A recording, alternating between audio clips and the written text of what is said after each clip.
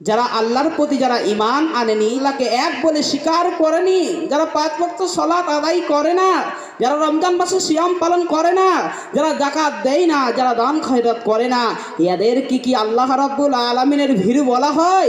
এদের কি আল্লাহ রাব্বুল আলামিনের ভীরু বলা হয় না? আলহামদুলিল্লাহ ইন্নাল হামদালিল্লাহি নাহমাদুহু ওয়া নাস্তাঈনুহু ওয়া নাস্তাগফিরুহু ওয়া নু'মিনু বিহি ওয়া নাতাওয়াক্কালু আলাইহি ওয়া নাউযু বিল্লাহি মিন শুরুরি আনফুসিনা ওয়া মিন সাইয়্যাতি আমালিনা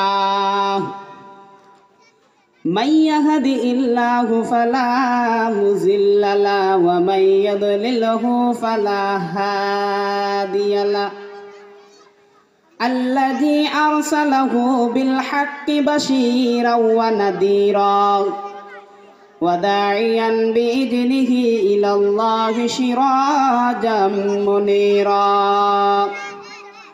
أما بعد أعوذ بالله من الشيطان الرجيم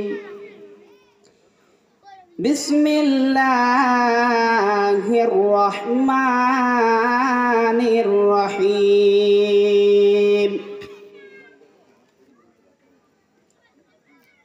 يا أيها الذين آمنوا اتقوا الله حق تقاته ولا تموتن إلا وأنتم مسلمون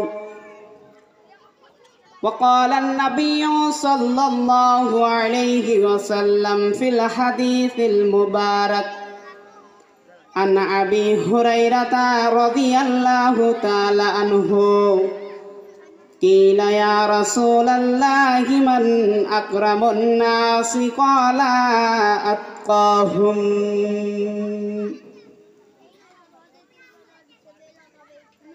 সমস্ত প্রশংসা শুকরিয়া আদায় করে শেষ করা যাবে না এবং কেউ পারবেও না, তাই তিনার প্রশংসা সংক্ষিপ্তে বলি আলহামদুলিল্লাহ।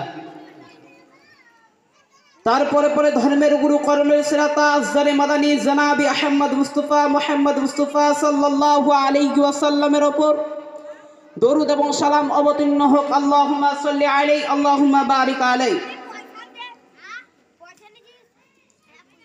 সম্মানিত উপস্থিতি, আপনাদের সামনে আমি কোরআন থেকে কিছু আয়াত পরিবেশন করেছি এবং রাসূল সাল্লাল্লাহু আলাইহি ওয়াসাল্লামের হাদিস পরিবেশন করেছি। এই আয়াত এবং হাদিসকে সামনে রেখে আপনাদের সামনে দু একটি কথা বলবো বলে আশা রেখেছি। ওমা তৌফিক ইল্লা বিল্লাহ। সর্বপ্রথম তাকওয়া কাকে বলা হয় আর আল্লাহ রাব্বুল আলামিনের ভয় কাকে বলা হয়? তাকওয়া একই বলা হয়, অবলম্বনকারীকে তাকওয়া। আর আল্লাহ রাব্বুল আলামিনের ভয় কাকে বলা হয়?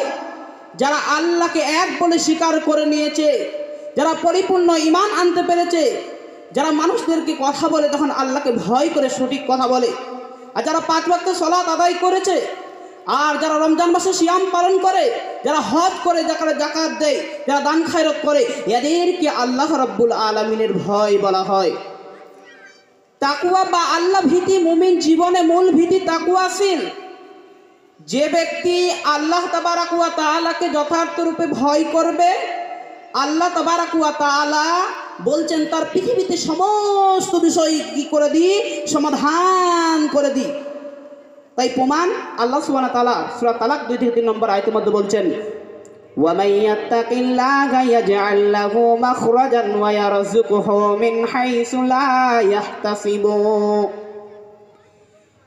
যে ব্যক্তি আল্লাহ সুবহানাহু ওয়া তাআলাকে ভয় করবে, আল্লাহ সুবহানাহু ওয়া তাআলা বলছেন তার মুক্তির পথ বের করে দিয়ে এবং এমন সূত্রে তাকে রিজিক দান করবে সে কোনোদিন কল্পনা করে শেষ করতে পারবে না, কখনোই সে শেষ করতে পারবে না।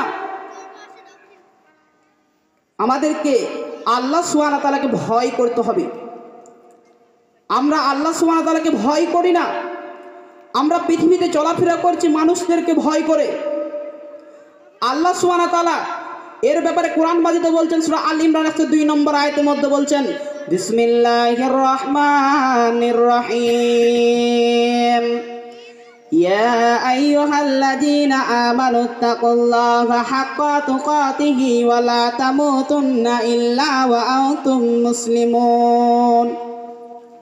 এখানে আল্লাহ পাক রব্বুল আলামিন কোনো বেঈমান, কোনো মুশরিক, কোনো কাফের, কোনো ইহুদি, কোনো খ্রিস্টান, কোনো নাসারাকে বললেন না। এখানে আল্লাহ পাক রব্বুল আলামিন বলছেন ইয়া আইয়ুহাল্লাযীনা আমানু, হে ঈমানদারগণ, হে বিশ্বাস স্থাপনকারী, ইত্তাকুল্লাহ, তোমরা আল্লাহ রাব্বুল আলামিনকে ভয় করো, হাক্কা তুকাতিহি, যার ভয় করা উচিত, ওয়ালা তামুতুন্না ইল্লা ওয়া আনতুম মুসলিমুন। এবং তোমরা কি করবে, যতদিন পর্যন্ত প্রকৃত মুসলিম, প্রকৃত ঈমানদার যতদিন পর্যন্ত না হবে, ততদিন পর্যন্ত তোমরা মৃত্যু গ্রহণ করো না। এই আয়াত থেকে কি বোঝা গেল? আমাদেরকে আল্লাহ সুবহানাহু ওয়া তাআলাকে ভয় করতে হবে। আমরা যদি আল্লাহ সুবহানাহু ওয়া তাআলাকে ভয় করি, আল্লাহ সুবহানাহু ওয়া তাআলা বলছেন তার রিজিকের ব্যবস্থা করে দিই এবং অধিক সম্মানিত লাভ করি। এই সম্মানটা মানুষকে ভয় করে আপনি সেই সম্মানটা পাবেন, সেই সম্মানটা কখনোই আপনি পাবেন না। আপনি যদি আল্লাহ সুবহানাহু ওয়া তাআলাকে ভয় করেন, সেই সম্মানটা আল্লাহ সুবহানাহু ওয়া তাআলা নিজে দেন।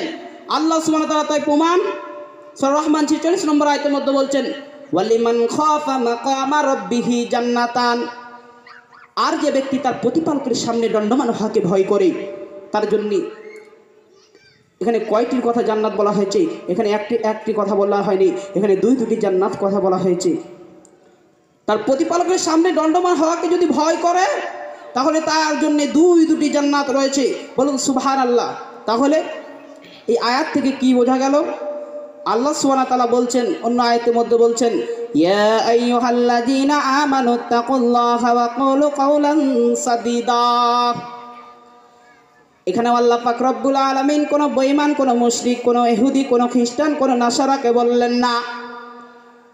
এখানে আল্লাহ রব্বুল আলামিন বলছেন ইয়া আইয়ুহাল্লাযীনা, মুমিনদেরকে টার্গেট করে বলছেন হে মুমিনগণ, হে বিশ্বাস স্থাপনকারী, ইত্তাকুল্লাহ, তোমরা আল্লাহ রব্বুল আলামিনকে ভয় করো, ওয়া কুলু কাওলান সাদীদা, এবং তোমরা যখন মানুষকে কথা বলবে তখন তোমরা আল্লাহকে ভয় করে তোমাদেরকে সত্য কথা বলতে বলেছে। এই আয়াতে আল্লাহ সুবহানাহু ওয়া তাআলা পরহেজগারিতা অবলম্বন করতে বলেছেন এবং সত্য কথা আদেশ করতে বলেছেন। রাসূল সাল্লাল্লাহু আলাইহি ওয়াসাল্লাম হাদিসের মধ্যে বলেছেন, বর্ণনাকারী আবু হুরায়রা, আন আবি হুরায়রা রাদিয়াল্লাহু তাআলা আনহু ইলা ইয়া রাসূলুল্লাহ মান আকরামুন নাসি ক্বালা আতকাহুম। আবু হুরায়রা রাদিয়াল্লাহু তাআলা থেকে বর্ণিত, তিনি বলেছেন রাসূলুল্লাহ সাল্লাল্লাহু আলাইহি সাল্লাম বলেছেন, ইয়া রাসূলুল্লাহকে একদিন জিজ্ঞাসা করা হলো, ইয়া রাসূলুল্লাহ, মানুষের মধ্যে সর্বাধিক মর্যাদাবান ব্যক্তিকে?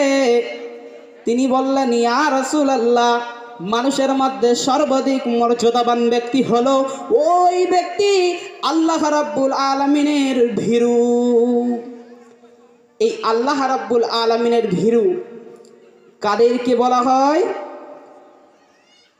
যারা আল্লাহর প্রতি যারা ঈমান আনেনি, যারা আল্লাহকে এক বলে স্বীকার করেনি, যারা 5 ওয়াক্ত সালাত আদায় করে না, যারা রমজান মাসে সিয়াম পালন করে না, যারা যাকাত দেয় না, যারা দান খয়রাত করে না, এদের কি আল্লাহ রাব্বুল আলামিনের ভীরু বলা হয়? এদেরকে আল্লাহ রাব্বুল আলামিনের ভীরু বলা হয় না। কাদেরকে আল্লাহ রাব্বুল আলামিনের ভীরু বলা হয়? যারা আল্লাহর প্রতি যারা ঈমান এনেছে, যারা আল্লাহকে এক বলে স্বীকার করেছে, যারা পরিপূর্ণ ঈমান আনতে পেরেছে, যারা 5 ওয়াক্ত সালাত আদায় করে, যারা রমজান মাসে সিয়াম পালন করে, যারা যাকাত দিয়েছে, যারা দান খয়রাত করেছে, এদেরকে আল্লাহ রাব্বুল আলামিনের ভীরু বলা হয়।